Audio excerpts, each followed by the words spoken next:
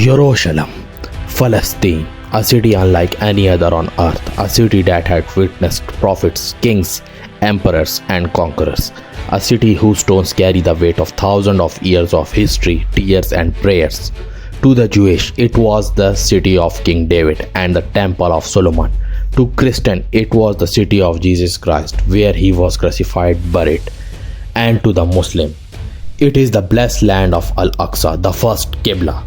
The blessed land mentioned in the Quran, the place of Isra and Miraj, the night journey of the Prophet Muhammad sallallahu alaihi wasallam. The name Jerusalem itself has carried many meanings through time. In ancient texts, it was called Jerusalem, meaning city of peace. But this city has never seen any peace at all. For centuries, Jerusalem had been fought over. The Babylonians had destroyed. The Persians had ruled it. Alexander Greeks marched upon it. The Romans rebuilt it in their own image, and the Byzantines made it a Christian stronghold. Yet the city never lost its sacred aura. By the early 7th century, Jerusalem stood under the flag of the Eastern Roman, the Byzantine Empire. Its churches shone, its pride spread, and its walls guarded centuries for devotion. But change was coming from the deserts of Arabia. A new faith, a new light was spreading: Islam. When Khalifa Umar bin Khattab took leadership in 634 AD, Islam was no longer confined to the sands of Hijaz. It was moving like a tide into the land of empires. Under his leadership, the Muslims faced the two superpowers of the age, the Persian Empire and the Roman Empire. At Yarmouk, in 636 AD, the Muslims achieved one of their most decisive victory against the Byzantine Empire. Muslims also crushed Persian Empire at the Battle of Qadsia, which I already explained in my previous video. Go watch that. The siege of Jerusalem began with a difficult decision. Abu Ubaidah, the commander of Muslim forces, gathered his general to decide the army's next move. Some argued they should march toward the coastal city of Caesarea, a powerful Byzantine stronghold. Others insisted that Jerusalem, the sacred city, was the true prize. Unsure, Abu Ubaidah wrote to Khalifa Umar in Medina asking for guidance. Umar's reply was short but decisive: march to Jerusalem. So, in November 636, the Muslim army advanced toward the holy city. Khalid bin Walid, the sword of Allah, led the vanguard with his fast-moving army, clearing the way. Amr bin As secured the surrounding routes, ensuring no reinforcement could reach the city.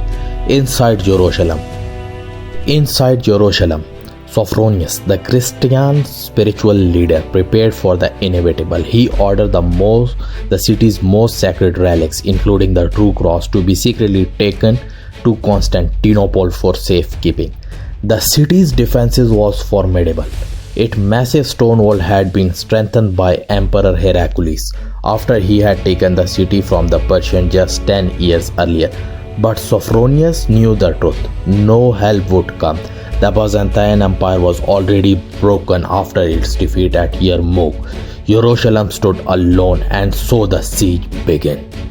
The Muslim army surrounded Jerusalem, but strangely, they did not attack.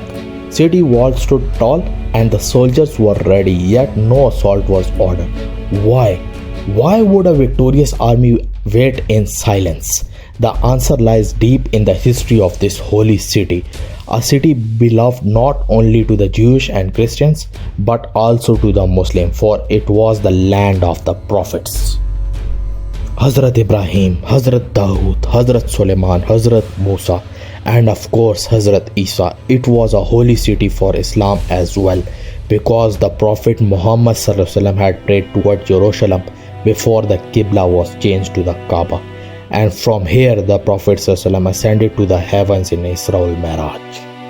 So instead of storming it with bloodshed, the Muslims respected the sanctity of city. Hazrat Umar and the Sahaba understood that this city must not be taken with force, but through peace and justice.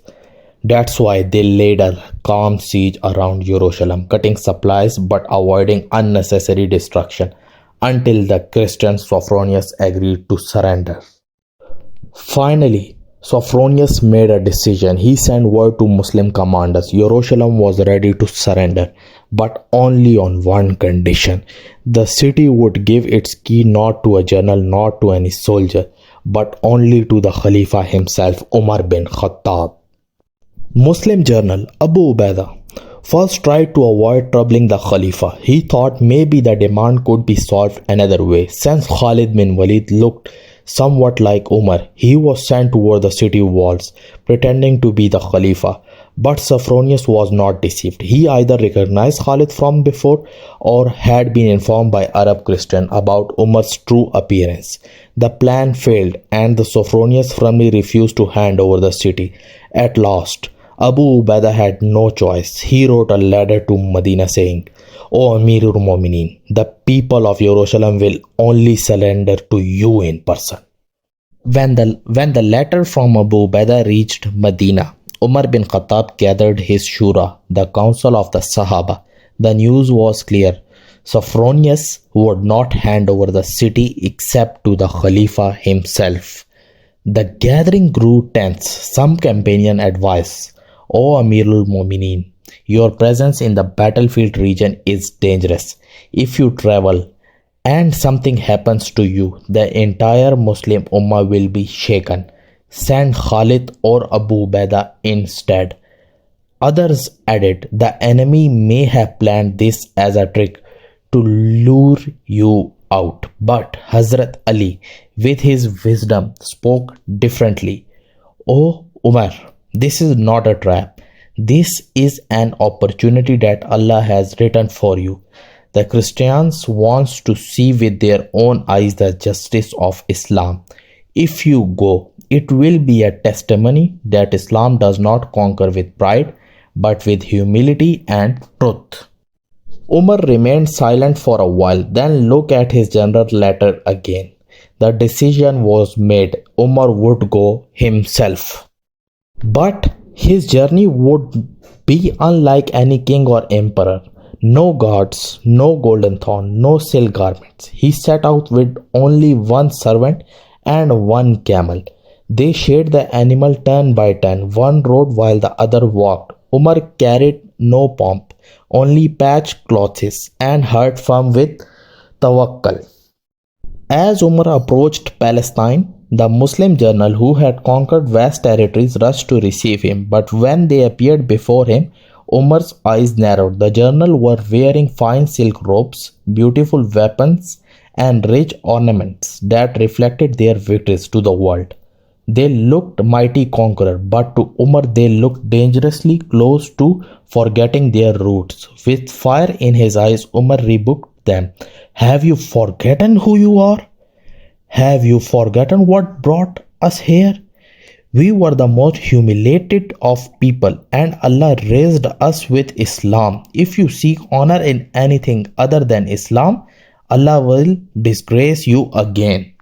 The general embraced, lowered their heads. Umar reminded them that leadership was not about outward glory, but about justice, humility, and obedience to Allah.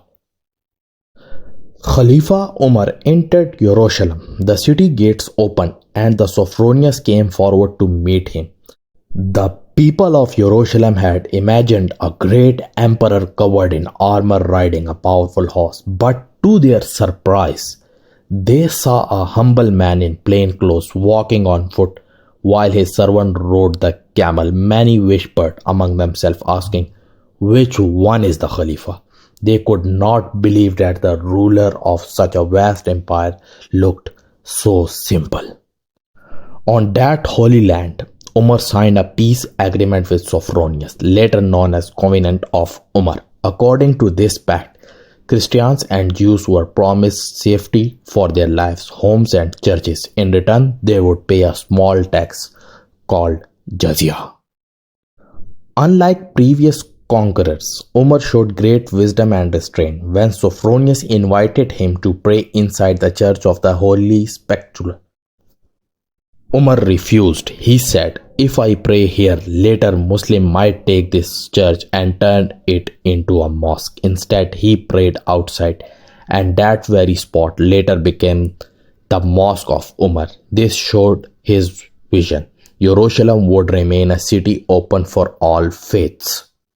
For the Jewish community, this was a moment of freedom. After hundreds of years of Roman and Byzantine bans, Umar allowed them to return and live once again in their holy city. Umar stayed in Jerusalem for 10 days. He visited many holy places, and when he saw the Temple Mount filled with ruins and trash, he helped clean it with his own hand. There he ordered a simple wooden mosque to be built. Later, decades after him, the Umayyad Khalifa Abdul Malik would construct the beautiful Dome of the Rock on that same site, a monument that still shines over Jerusalem today. This surrender of Jerusalem was different from so many before. There was no bloodshed, no looting, no massacre. For the first time in centuries, the holy city was protected and respected. Under Muslim rule, it became a place of coexistence until centuries later, the Crusaders would break this peace in 1099. But in 637, a new chapter history began, a chapter written not with war and cruelty, but with humility, justice, and faith. Umar bin Khattab proved that a conqueror can also be a guardian. The fall of Jerusalem to Muslim was not just the end of Byzantine rule, it was the start of a new era. The city of Prophet, which had seen endless wars, now witnessed a peaceful conquest.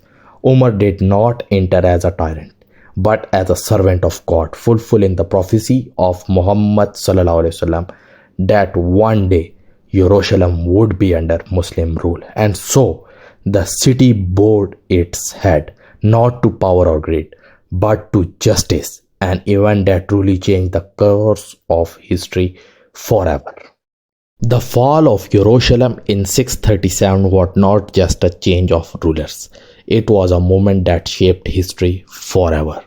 If you enjoyed this story, don't forget to like this video, share it with others, leave your thoughts in comments, and subscribe to the channel for more powerful stories from history. Thank you.